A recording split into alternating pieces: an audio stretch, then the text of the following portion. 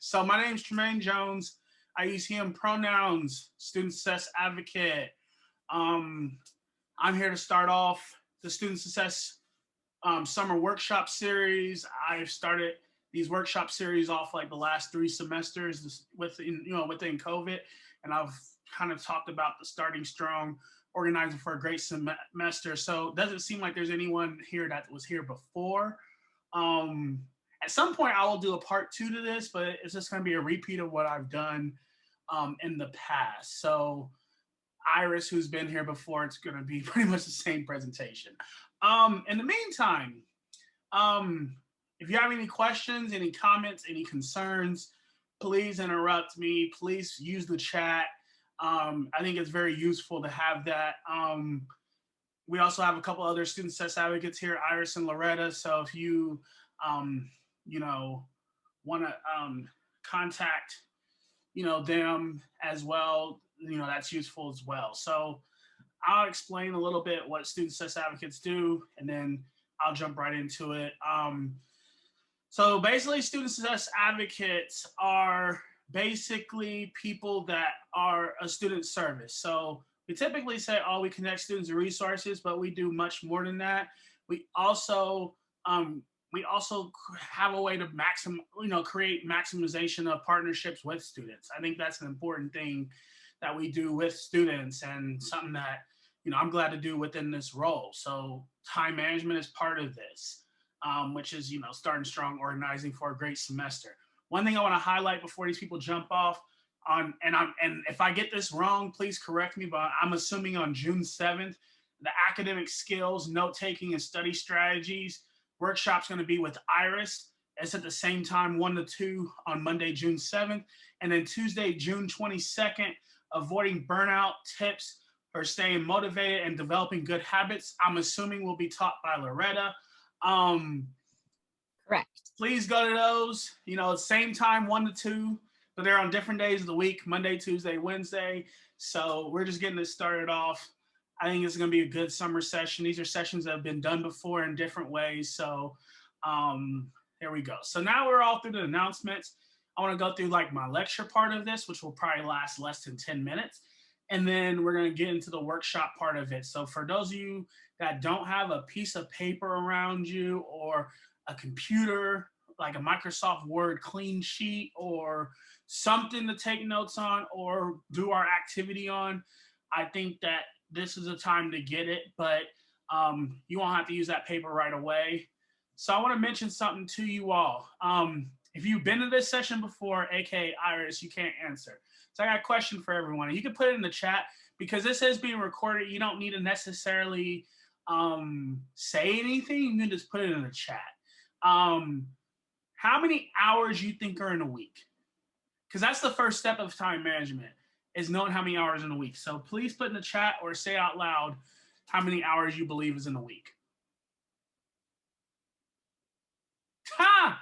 Want me to do math? Well, if you don't know, just guess. All right, we got 168. It's interesting. The more and more I do this, the more and more people get it right. Like the first time I did this, no one knew the right answer. But, and I'm not sure, I don't really care about the whole character test thing. Like Andrew and Kevin, if you calculated it, you're a winner. I don't actually care if you know or not. It's knowing this is not about knowing this isn't about the like exercise before it. Knowing about it now is what's important. I don't care if you knew about it before. If you knew about it, you knew everything about time management, you wouldn't be here, right? So I like to split up time management into 5 different categories. Kay mentioned that she checked it on the calculator, and they're correct. Yeah, they're correct. I've done this session I don't know how many times. If I was wrong, then I would need to check myself. So there's 5 different categories of what I like to separate 168 hours into when it comes to like being an overall student. What do you think that first category is? And to be honest, like it takes up 50 hours of your week. That's a clue. What's that first category of things that takes up about 50 hours of your week? Sleep is correct. You need to get around 50 hours of sleep. I know that's like 7 hours a night. If you want to be in particular, it's 7.14285, blah, blah, blah. And you can check that on the calculator too. 50 divided by 7. But you gotta get sleep. And I'm not talking about laying in the bed anxious. That's not sleep. Sleep is when you don't know what's going on, you're not thinking about what's going on, and you are like, and there's different stages of sleep. I'm not a sleep expert, so we're not going to talk about that today, but actually sleeping 50 hours of actual sleep. And sometimes it takes so I think I got that right, 7.142. So there's another 50, and I like to break this up: 50, 50, 30, 10, 10. So what's the second 50 for? Utilize the chat if you like. Active hours. I need to be specific. Schoolwork. Thank you, Kevin. Schoolwork. And the thing that comes down to is that this isn't particularly just studying. This is studying plus attending class. I don't know if you all were online only in this past school year, but you had those live classes or whatever. Even if you're online, you're supposed to schedule time to do the readings. All that counts. Anything you do to school counts. Now, this 50 hours for school is set up for someone who takes 15 credit hours that's not a STEM student, or 12 hours for someone that is a STEM student. And if you don't know if you're a STEM student or not, if your degree is science related, and then you're probably a STEM student. Science or math or technology or engineering, then you're probably a STEM student.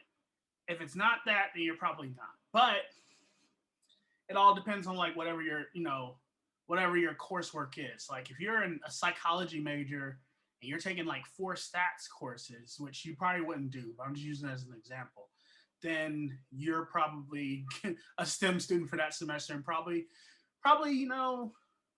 have to base this on the 12 credit hour system and know that, because the thing that comes down to is that any class that has a lab, any class where there's a lot of homework outside of class is going to eat away at that 50 hours. Now, the 50 hours is more of a minimum if you're a full-time student. If you're a part-time student, obviously the work is there. So I want to go to the 30, which this one's tricky, but I'll explain it. What does the 30 hours stand for? And I just want different things in the chat, because I don't think anyone's going to get the right word that I'm going to explain, but there's things that are combined within that 30 hours.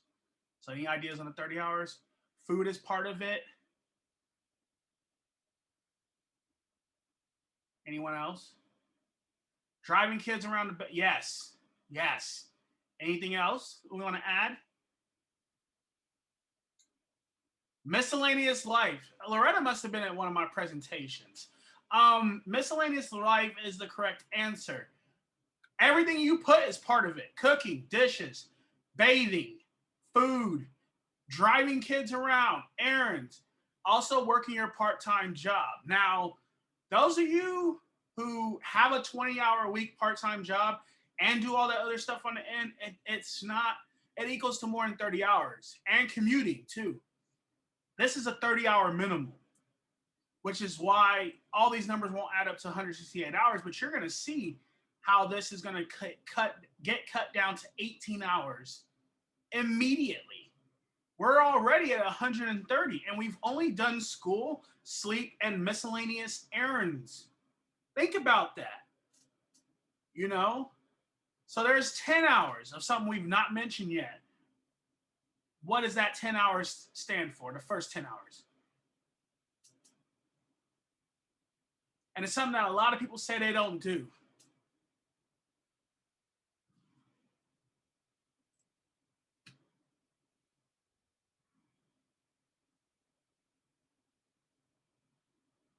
Self-care.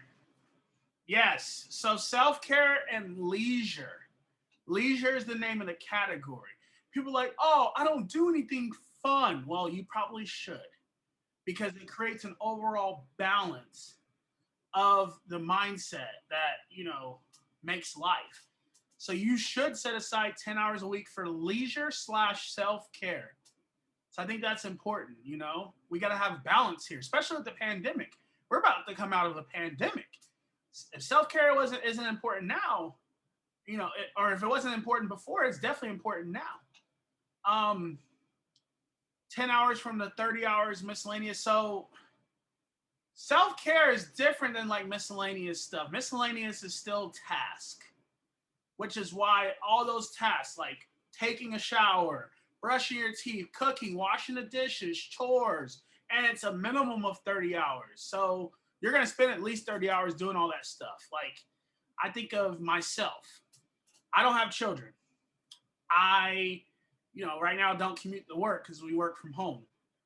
But commuting to work is going to be back in the thing. So that's going to be time that I didn't have. So I think that, when you say 10 hours from 30 is miscellaneous, it's on top of it. So it's a separate category. There's one more 10 hours that is added on to it to make it 150. What do y'all think that it is? And it's just something else that a lot of people say they don't do, but they really do.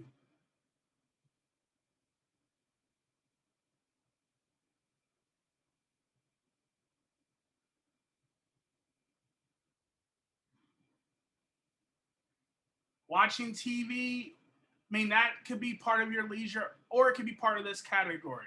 So watching TV doesn't really have its own category because it could actually go into both depending on how you're doing it.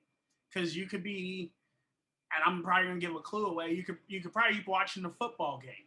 You don't watch the football game by yourself, or you could be watching a soap opera.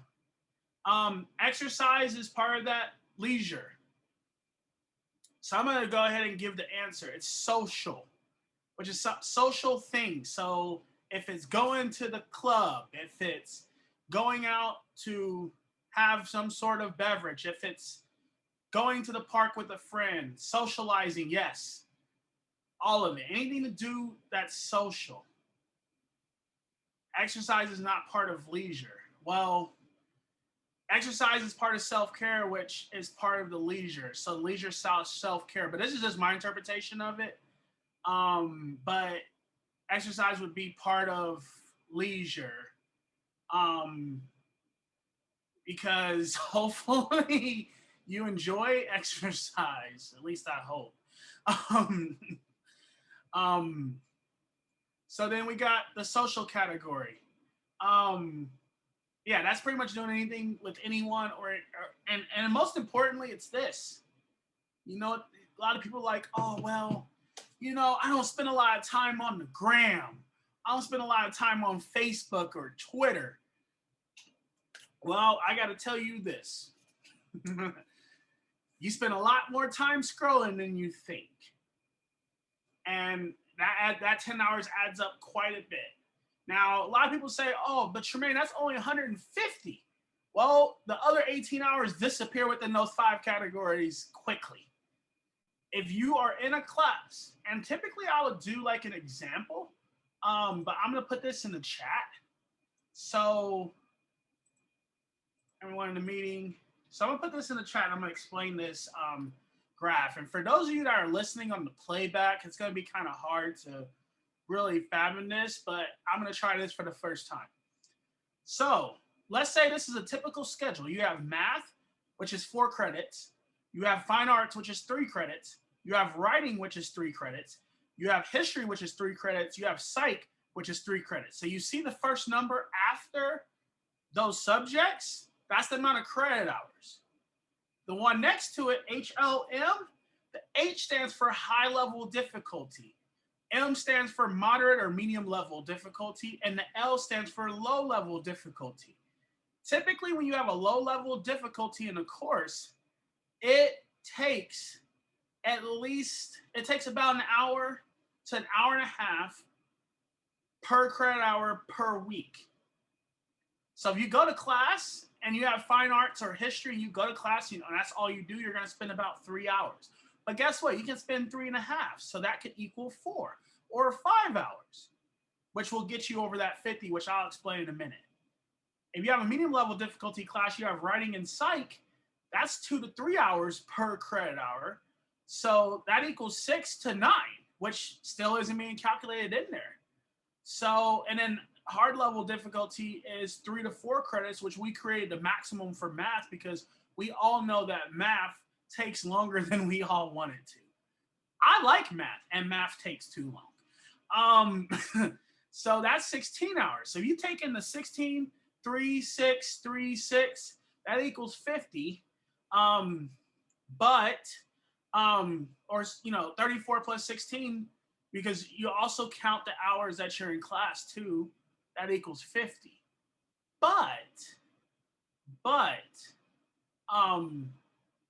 that's just an estimate. It could take you longer. It could not take you as long.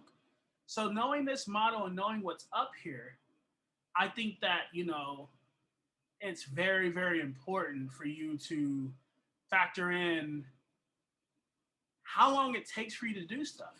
And this is how you help doing it. This is how it helps doing it. There are 2 different strategies on how hours can be split up. For those of you that probably work more of a full-time job, I'm going to show you the first example. And then there's a second example for those of you that are probably more traditional college students. So if you look in the chat, you see the Monday, Tuesday, Wednesday, Thursday, Friday, you're probably averaging out at about 4 hours a day.